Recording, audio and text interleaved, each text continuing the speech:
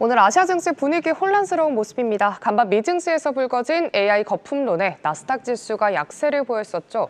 미 기술주 약세 흐름에 우리 증시도 약세, 특히 최근에 최고치 경신 랠리를 이어가던 니케이 지수에 브레이크가 걸린 모습입니다. 샘 올트먼 AI 최고 경영자는 AI 산업에 거품이 끼었을 수 있다고 직접적으로 경고했습니다. 이에 오늘 일본 증시의 AI 그리고 칩 관련주들이 일제히 장대 음봉을 그려내고 있는데요. 여기에 일본의 7월 수출 쇼크가 증시를 끌어내리는데 한몫하고 있습니다. 오늘 오전 일본의 7월 수출 성적표가 발표됐습니다. 하지만 4년 만에 가장 큰 폭으로 감소했죠. 미국의 상호 관세 영향이 본격화됐기 때문으로 분석되고 있는데 데이터를 자세히 보시면요. 중국과 유럽연합으로의 수출이 3% 감소한 것과 달리 대미 수출은 10% 넘게 감소했습니다. 특히 자동차와 부품 수출이 20% 내외 급감세를 보인 점이 성적 부진의 이유로 꼽히고 있습니다. 일본 증시 개별주로 보시면요. 소프트뱅크 그룹이 4%대 급락세, 니케이 닌텐도가 2% 넘게 하락했습니다. 여기에 최근에 사상 최고치 경신이 이어지던 점이 과열 우려감으로 펴지면서 지수를 누르고 있습니다. 이 시각 현재 니케이 지수가 1.5% 넘게 하락하면서 42,900선을 하회하고 있습니다.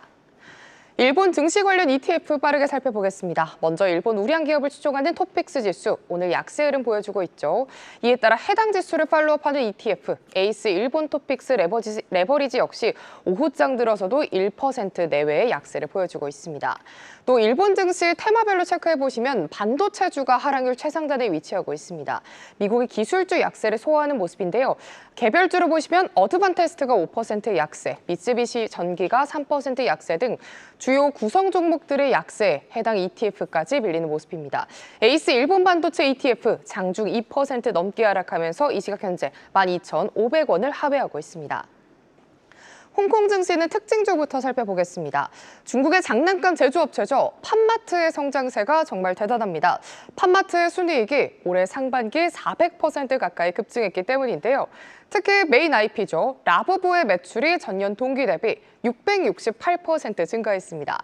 이런 호실적에 힘입어 오늘 장중에 신고가 경신에 성공했고요. 시가총액 4천억 홍콩 달러를 돌파했습니다. 전약 후각의 흐름을 보여주는 팜마트는 오후장에서도 견조하게 8%대 강세 보여주고 있습니다. 이런 개별주 호재 속에 홍콩 거래소의 상반기 수익이 급격한 성장세를 확인했습니다.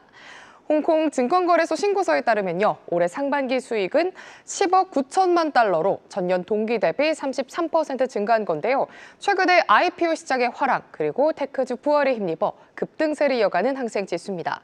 하지만 이번 주 내내 하락세에 이어서 5거래일 연속 급락세를 보여주고 있고요. 오늘 장중에 2만 5천 선을 이탈하고 있습니다. 이 시각 현재는 2%대 약세 보여줍니다. 이렇게 항생지수의 약세 배경에는 바로 테크주들의 하락이 있습니다. 오늘 역시 텐센트, 알리바바를 포함해서 비아디, 메이투안의 약세에 ETF까지 덩달아 흘러내리는 모습입니다.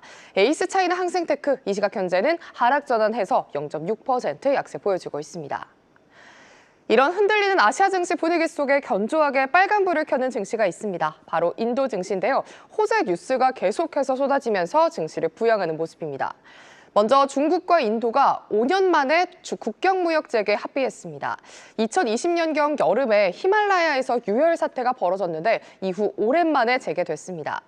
최근 들어서 양국 간의 국경 문제 해결을 위한 협상이 급물살을 타면서 교역 합의라는 결과를 도출해냈습니다. 이를 두고 전문가들은 상호 관세에 대응하기 위해서 양국이 외교 전술 차원에서 힘을 합쳤다는 분석을 내놨습니다. 인도와 중국 그리고 미국까지의 삼각관계 잘 체크해 보셔야겠고요. 한편 챗GPT 제작사죠. 오픈 AI가 인도 전용 요금제를 출시했습니다. 가격은 월 4.5달러로 역대 요금제 중에 가장 저렴한 가격인데요. 세계에서 가장 인구가 많은 나라인 인도에서 자리를 공고히 하겠다는 오픈 AI 의지가 엿보이고 있습니다.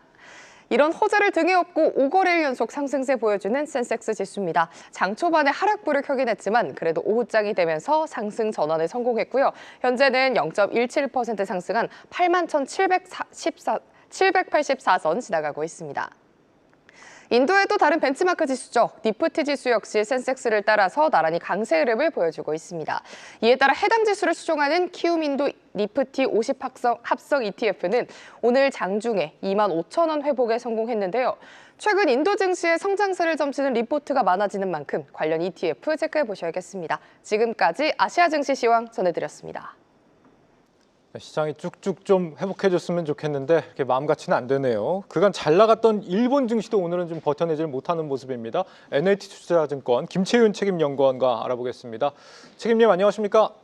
안녕하세요. 김채윤입니다. 네, 일본 증시도 오늘은 많이 좀 힘들어 보이네요.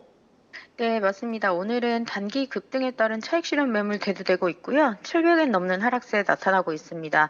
특히 아침부터 미국에서 반도체 관련주 하락이 있었기 때문에 어드밴테스트나 소시오넥스트와 같은 반도체 소부장 관련주들이 매도 우세 움직임 나타나고 있습니다.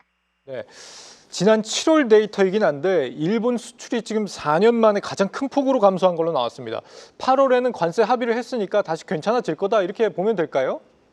예, 맞습니다. 특히 대미 수출 기준으로 해서 10% 넘게 줄었는데요. 지금 말씀 주신 것처럼 이 상호 15% 관세로 합의를 한 건 분명 중요한 진전이기는 합니다. 근데 아직 그 해석의 차이가 남아있다 이렇게 좀 보고 있습니다. 일본은 최대 15%로 묶는다라는 의미로 이해를 했는데 미국은 기존 관세에 추가로 15%를 더한다 이렇게 공표를 했거든요. 그래서 이 부분에서 좀 혼선이 생겼고 결국에는 미국이 일본 쪽 해석에 맞춰서 수정하겠다고 약속한 상태이기는 합니다. 근데 다만 이 단기적으로 보자면은 8월까지는 아직 여전히 불확실성은 좀 남아 있다 이렇게 좀 보는데요. 합의가 있었다고 해서 바로 수출 회복으로 좀 이어지기는 어렵고요. 최소한 관세 시행 방식이 좀 정리가 돼야 안정적인 흐름을 좀 기대할 수 있지 않을까 이렇게 보고 있습니다. 네. 요즘 미국 정부가 인텔에 한창 이 지분 매입을 검토하고 있는데 이런 인텔에 지금 소프트뱅크가 20억 달러를 투자한다는 거 아니겠습니까? 이거는 무슨 의도라고 보세요? 네, 맞습니다. 굉장히 상징성이 큰 어떠한 이벤트였다 이렇게 보는데요. 이 소프트뱅크 그룹이 인텔의 지분의 2% 정도를 매입을 하면서 단숨에 주요 주주로 올라서게 된 거죠. 이 동시에 말씀 주신 것처럼 미국 정부도 칩스 법안 자금을 비투표권 지분 형태 이런 식으로 좀 전환을 해서 최대 10%까지 인텔 지분을 확보하는 방안을 논의 중에 있는데요. 이 배경에는 뭐 한 세 가지 정도 이유가 있다고 봅니다. 첫 번째는 AI 데이터 센터, 특히 지금 소프트뱅크가 하고 있는 스타게이트 프로젝트랑 연결된 반도체 공급망 전략이고, 두 번째는 일본의 미국 정부와의 협력 강화인데 여기에는 이번 관세 협상 포함한 정치적인 의미도 분명히 있다고 보고 있습니다. 마지막으로는 인텔 자체가 TSMC랑 삼성이 좀 뒤처진 파운드리 경쟁력 이런 것들 좀 회복하려는 과정에서 소프트뱅크 그룹이 좀 힘을 보탠 게 아닌가 이렇게 보는데요. 시장 반응 자체는 좀 엇갈리고 있습니다. 인텔 주가는 발표 직후에 5%에서 7% 정도 뛰었지만 소프트뱅크 그룹의 주가는 오히려 4% 가까이 좀 빠졌습니다. 그러니까는 장기 전략은 좀 이해는 되지만 당장 재무적인 성과는 좀 불확실하다 이렇게 좀 보는 것 같고요. 정리하자면은 전략적 베팅으로서의 의미는 좀 크지만 인텔이 기술의 경쟁력을 얼마나 빨리 되찾을 수 있을까 뭐 요런 게 좀 성패를 좌우하지 않겠나라고 보고 있습니다. 네, 연구원님 오늘도 말씀 잘 들었습니다. 감사합니다. 네, 감사합니다. NH투자증권 김채윤 책임연구원이었습니다.